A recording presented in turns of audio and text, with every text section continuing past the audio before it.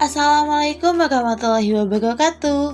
Halo, pada video kali ini kami akan membahas mengenai pembelajaran berdiferensiasi.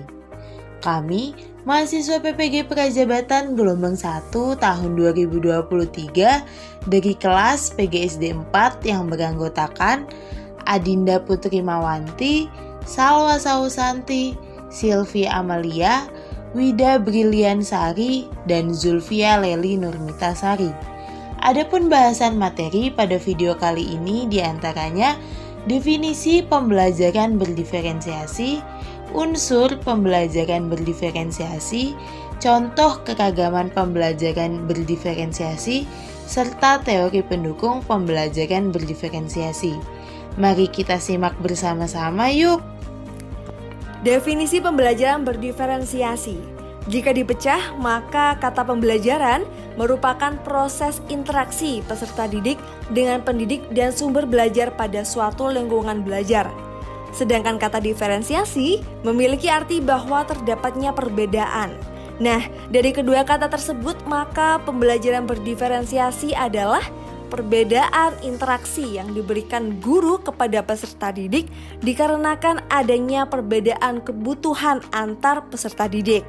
Hal ini juga selaras dengan definisi yang disebutkan oleh Maryam tahun 2021. Pembelajaran berdiferensiasi adalah pembelajaran yang memfasilitasi semua perbedaan yang dimiliki siswa secara terbuka dengan kebutuhan-kebutuhan yang akan dicapai oleh siswa. Kemudian definisi lain, menurut Rahayu dan kawan-kawan tahun 2023, pembelajaran berdiferensiasi merupakan usaha menyesuaikan proses pembelajaran dengan memberikan beragam cara melalui diferensiasi konten, proses produk, serta lingkungan belajar dan asesmen awal untuk memenuhi kebutuhan belajar individu setiap murid. Unsur-unsur pembelajaran berdiferensiasi. Yang pertama adalah konten atau isi. Guru melakukan modifikasi yang berkaitan dengan apa yang akan dipelajari peserta didik di dalam kelas. Namun, guru perlu memperhatikan kebutuhan belajar peserta didik. Strategi pembelajaran berdiferensiasi konten memiliki aspek kesiapan belajar peserta didik, minat, dan profil pelajar. Yang kedua adalah proses.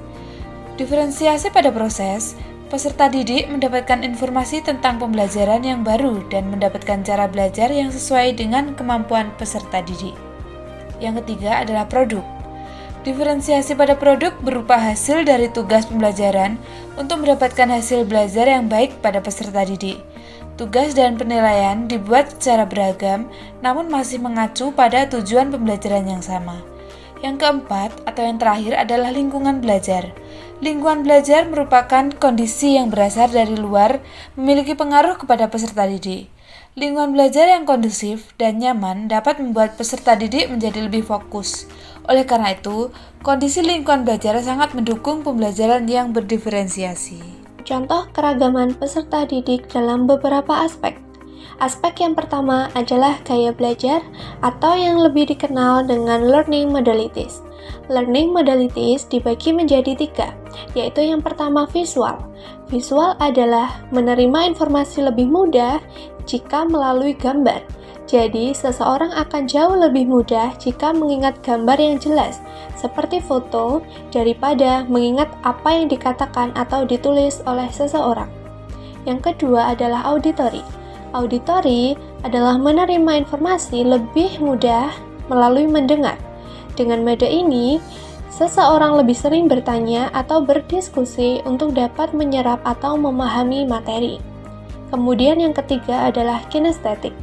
Kinestetik yaitu melakukan sesuatu gerakan sebagai aktivitas langsung.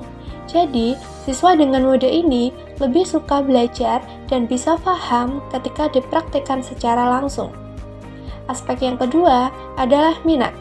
Minat adalah kecenderungan dan kegairahan yang tinggi terhadap sesuatu hal yang meliputi perasaan siswa, ketertarikan siswa, perhatian, dan juga keterlibatan siswa terhadap sesuatu hal. Contoh dari minat siswa dalam pembelajaran adalah menulis, menggambar, membaca, maupun bercerita. Aspek yang ketiga adalah karakter. Karakter adalah kebiasaan yang dimiliki oleh seseorang yang sifatnya itu relatif tetap.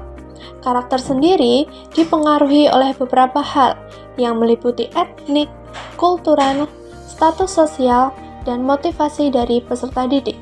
Contoh dari karakter peserta didik adalah aktif, pendiam, peduli, acuh, dan yang lain-lain. Selanjutnya adalah teori pendukung. Terdapat 4 teori pendukung atau teori yang melatar belakangi perlunya pembelajaran berdiferensiasi. Teori pertama yaitu teori sistem ekologi. Teori ini menjelaskan tentang perkembangan individu dalam interaksinya dengan lingkungan di luar dirinya yang terus-menerus mempengaruhi segala aspek perkembangan. Sistem ekologi terdiri dari mikrosistem, mesosistem, ekosistem, makrosistem, dan kronosistem. Yang kedua yaitu teori multiple intelligences. Teori ini biasa disebut dengan teori kecerdasan majemuk, yang memuat kemampuan seseorang dalam memecahkan persoalan yang nyata dan dalam situasi yang bermacam-macam pula. Pada teori ini disebutkan ada 8 bentuk kecerdasan.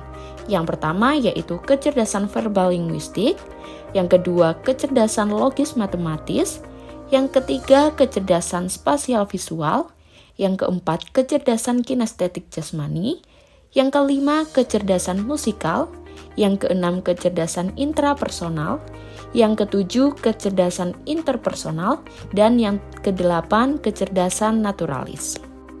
Teori pendukung selanjutnya adalah teori Zone of Proximal Development atau bisa disingkat dengan teori ZPD. Zone of Proximal Development merupakan zona antara tingkat perkembangan aktual dan tingkat perkembangan potensial. Tingkat perkembangan aktual sendiri merupakan kemampuan anak dalam menyelesaikan tugas ataupun memecahkan masalah secara mandiri. Dan tingkat perkembangan potensial merupakan kemampuan anak dalam menyelesaikan tugas ataupun memecahkan masalah dengan bantuan orang dewasa. Orang dewasa di sini terdiri dari orang tua, guru, ataupun teman sebaya. Teori pendukung terakhir adalah learning modalities. Learning modalities merupakan kecenderungan anak dalam melakukan pembelajaran. Dan learning modalities biasa dikenal sebagai VEK atau visual, auditory, dan kinestetik. Modalitas belajar secara visual yakni siswa dapat dengan mudah menerima informasi melalui gambar. Dan modalitas belajar audio yakni siswa akan lebih mudah menerima informasi melalui mendengar, seperti halnya penggunaan media video pembelajaran. Dan modalitas kinestetik yakni siswa melakukan sesuatu dengan fisik.